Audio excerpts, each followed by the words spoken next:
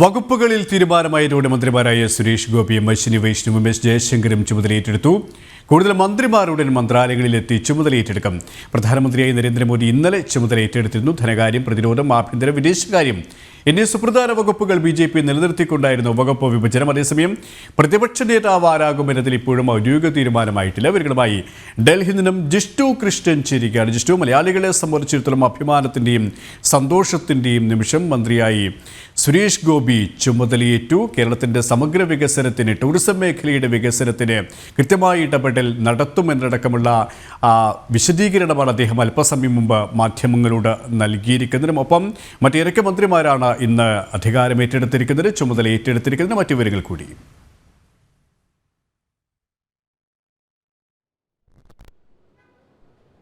KP Suresh Gopi ഇപ്പോൾ ചുമതല ഏറ്റെടുത്തത് ടൂറിസം മന്ത്രാലയത്തിലെത്തി അവിടെ ചുമതല ഏറ്റെടുക്കും. ചുമതല ഏറ്റെടുത്തതിന് ശേഷം ഇവിടെ പെട്രോളിയം മന്ത്രാലയത്തിൽ ചുമതല ഏറ്റെടുത്തതിന് ശേഷം അദ്ദേഹം മാധ്യമങ്ങളെ കണ്ടിരുന്നു.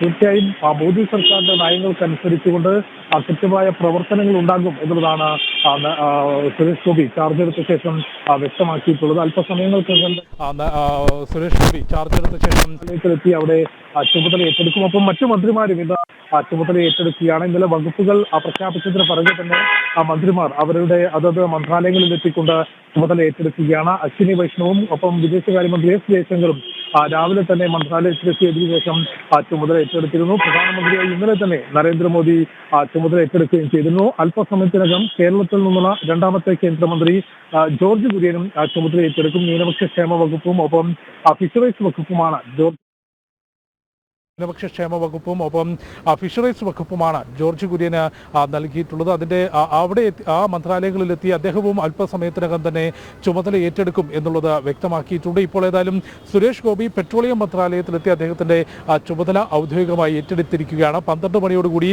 പെട്രോളിയത്തിൻ്റെ ക്യാബിനറ്റ് റാങ്കുള്ള മന്ത്രി ഹർദീപ് സിംഗ് പുരിയുമായി അദ്ദേഹം സംസാരിക്കും. വകുപ്പുകളിൽ ഏത് രീതിയിലുള്ള പ്രവർത്തനം മുൻപോട്ട് പോകണം എന്നുള്ളത് ആ കൂടിക്കാഴ്ചയിൽ തീരുമാനിക്കും, അല്ലെങ്കിൽ അതിൽ അദ്ദേഹവുമായൊരു വിശദമായ ചർച്ച ഉണ്ടാകും എന്നുള്ളതാണ് സുരേഷ് ഗോപി ചാർജ് എടുത്ത ശേഷം വ്യക്തമാക്കിയിട്ടുള്ളത്. KP ജിഷ്ണു, അഭ്യൂഹങ്ങൾക്ക് വിരാമം ഇട്ടുകൊണ്ട് തന്നെയാണ് കഴിഞ്ഞ ദിവസം മന്ത്രിയായി സത്യപ്രതിജ്ഞത് ചുമതലയേറ്റെടുത്ത്. കൃത്യമായ രീതിയിൽ അദ്ദേഹം പറഞ്ഞിരിക്കുന്ന മറ്റു കാര്യങ്ങളുണ്ട്. പ്രത്യേകിച്ച് ഈ കേരളത്തിൻ്റെ ടൂറിസം ഭൂമികയുമായി ബന്ധപ്പെട്ട് ആ ഒരു ഡെസ്റ്റിനേഷനുമായി ബന്ധപ്പെട്ട് കൂടുതൽ സഞ്ചാരികളെ, വിദേശ സഞ്ചാരികളെ അടക്കം എത്തിക്കാനുള്ള ഒരു ഇടപെടൽ നടത്തും. പുതിയ ടൂറിസം രുചികളെ കണ്ടെത്തിക്കൊണ്ട് അതിനെ പ്രോത്സാഹിപ്പിക്കുന്ന തരത്തിലുള്ള ഇടപെടൽ മന്ത്രി എന്ന നിലയിൽ നടത്തുമെന്ന്. ഒപ്പം അദ്ദേഹം ഈ തൃശ്ശൂർ പൂരവുമായി ബന്ധപ്പെട്ട് ആ വിവാദങ്ങളുമായി ബന്ധപ്പെട്ട് കൃത്യമായ രീതിയിലുള്ള പ്രതികരണങ്ങൾ നടത്തി. ഏത് രീതിയിലാണ് അദ്ദേഹം അത്തരത്തിൽ കൃത്യമായ കാര്യങ്ങൾ വ്യക്തമാക്കിയത്?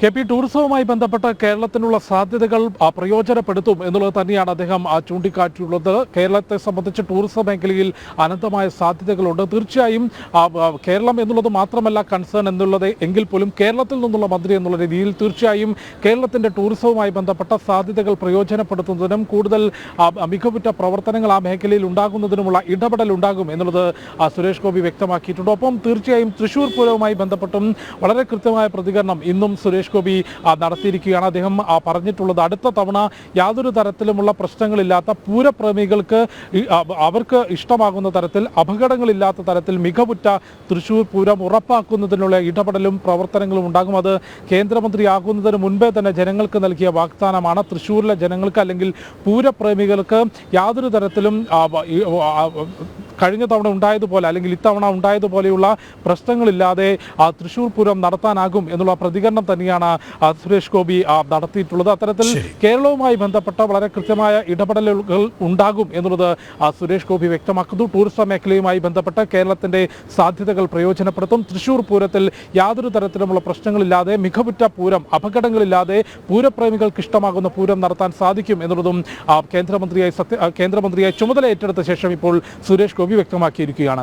കേരളത്തിലൊന്നാകെ, മലയാളികൾക്കൊന്നാകെ അഭിമാനമായി സുരേഷ് ഗോപി MP മന്ത്രിയായി ചുമതലയേറ്റെടുത്തിരിക്കുകയാണ്. ടൂറിസം രംഗത്തിൻ്റെ സമഗ്ര വികസനത്തിന് കൃത്യമായി ഇടപെടൽ നടത്തും. ഒപ്പം കേരളത്തിൻ്റെ സാംസ്കാരിക പാരമ്പര്യ തനിമയെ നിലനിർത്തുന്ന തരത്തിലുള്ള ഇടപെടലും നടത്തുമെന്ന് തന്നെയാണ് അദ്ദേഹം കൃത്യമായി വ്യക്തമാക്കിയത്. ജിഷ്ണു കൃഷ്ണനാണ് വിവരങ്ങൾ നൽകിയത്.